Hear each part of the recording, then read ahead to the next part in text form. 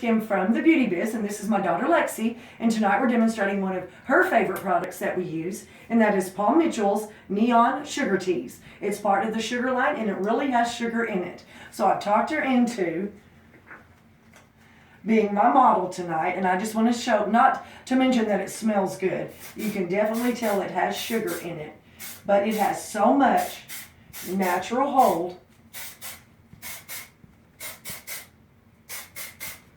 that even school hair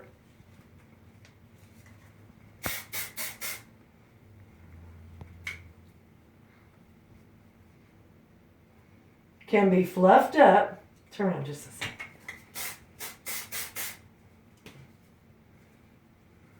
Okay, turn. And get a whole different look. It is such an amazing product. It smells good. That's Paul Mitchell. If you guys are in the Little Rock area, go check the ladies out down there. They'll be sure and help you out. As always, kimsbeautybiz.com.